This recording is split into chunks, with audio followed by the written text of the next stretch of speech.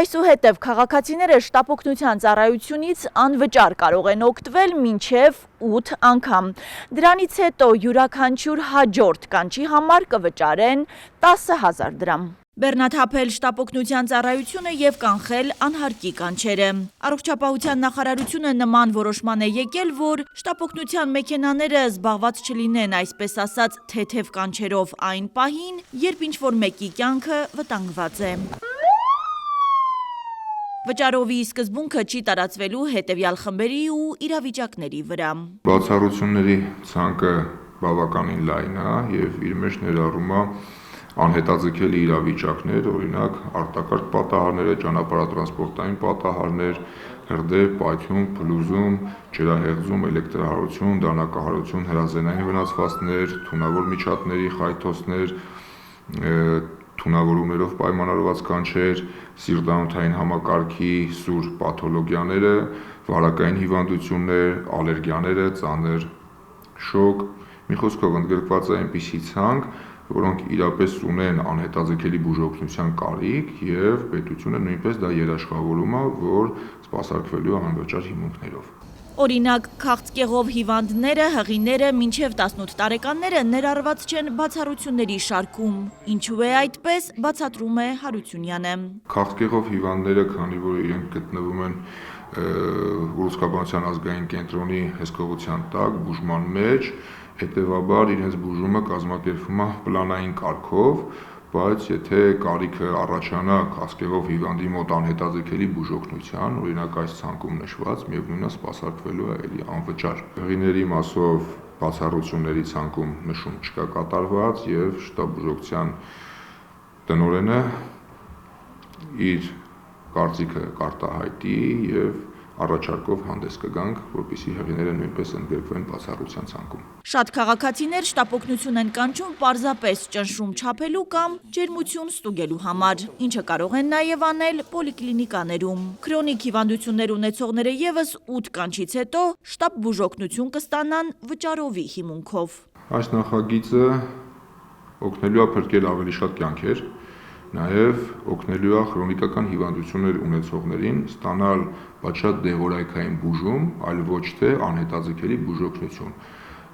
Քրոնիկական հիվանդը այս նախագծի շրջանակներում պետք է արդեն դիմի իր տեղամասի պոլիկլինիկա ստանա դեղորայքային բուժում, որը ավելի կբարելավի իր վիճակը, քան շտապ եւ անհետաձգելի բուժօգնության կանչը։ Շտապօգնությունից օգտվելու է այն անձը, ով իրական ունի դրա կարիքը, եւ ես կարծում եմ, որ ճիշտը դա է։ Չի կարող մի մարդ քրոնիկական հիվանդության պատճառով կամ հոգեեմոցիոնալ խանգարման պատճառով անդադար օգտվել շտապօգնությունից եւ ծանրաբեռնել մեր աշխատանքը։ Այն քաղաքացին, ով տարեկան 20-ից 30 անգամ եւ ավելի կանչ է տալիս, ուրեմն բուժհաստատությունում ստացիոնար բուժման կարիք ունի։ Նման կանչերի պատճառով իրական հրատապ բուժօգնության կարիք ունեցող մարդկանց կանչերն ուշանում են։ Շտապ բուժօգնություն ՓԲ-ի տնօրենի բուժական գծով տեղակալը վիճակագրական տվյալներ է ներկայացնում։ Քաղաքացիների 99%-ը կանչ է տալիս 1 տարվա ընթացքում մինչև 8 անգամ, այսինքն սահմանված 8 կանչը պետության կողմից անվճար երաշխավորված բավարարում է բոլորին 99%-ին։ Մի տոկոսի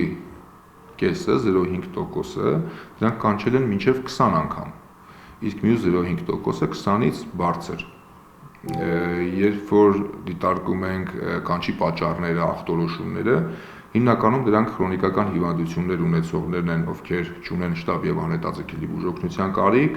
եւ նյարդային համակարգի խանգարումներն են, որոնք նույնպես ներառված չեն բացառությունների ցանկում։ Հունվարի 18-ի դրությամբ արդեն որոշ երևանաբնակներ սպառել են 8 կանչը եւ գրանցել են մի քանի վճարովի կանչեր։ Եթե քաղաքացին հրաժարվում է կանչի դիմաց վճարել, ապա գումարը կգանձվի օրենքի սահմաններում։ Հիմնականում եղել են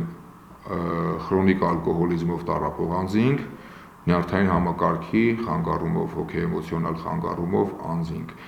8 կանչը գերազանցած դեռևս չենք ունեցել բուժառու, ով իրապես ունի անհետաձգելի բուժօգնության կարիք։ Քաղաքացիները փաստում են, շատ դեպքերում շտապօգնություն են կանչում, երբ օրինակ պոլիկլինիկաները երեկոյան ժամերին կամ հանգստյան օրերին չեն աշխատում, դժգոհում են որոշումից։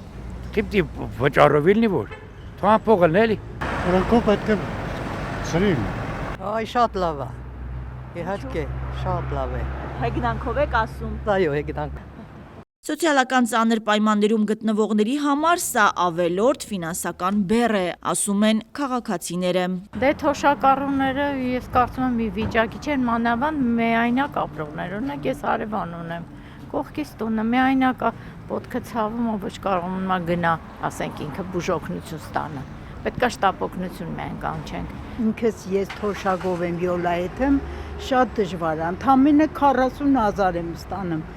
կեսը դեղերին եմ, հենատ նայա դեղերը, հեսա դեղերս, էլ չի բավարարը, կոմունալ տամ, մի ցամաք հաց առնեմ ուտելու, ինչ անեմ, բայց իրանց պարգևավճարները ամեն անգամ պարտադիր է, բայց թոշակառուներին գոնե 10,000-ն ինչ է, էն էլ չտվեց, որ գոնե ստանան մի բանի։ Հանրության հիմնական մտահոգությունն այն է, որ եթե պոլիկլինիկաները չդառնան ավելի ճկուն, օրինակ երեկոյան ժամերին հերթապահություն չունենան, ապա շտապ բուժօգնության կարիք ունեցողները ստիպված կլինեն դիմել շտապօգնության ծառայությանը կամ կայցելեն հիվանդանոց, կրկին վճարովի հիմունքներով։ Հետևաբար, առանց հզոր առաջնային օղակի, շտապօգնության բեռը թեթևացնելու ցանկացած փորձ կբախվի հանրային դիմադրության։ Հասմիկ Ֆահրադյան, Կարապետ Կարապետյան, Բեն Անտոնյան, Արմալուր։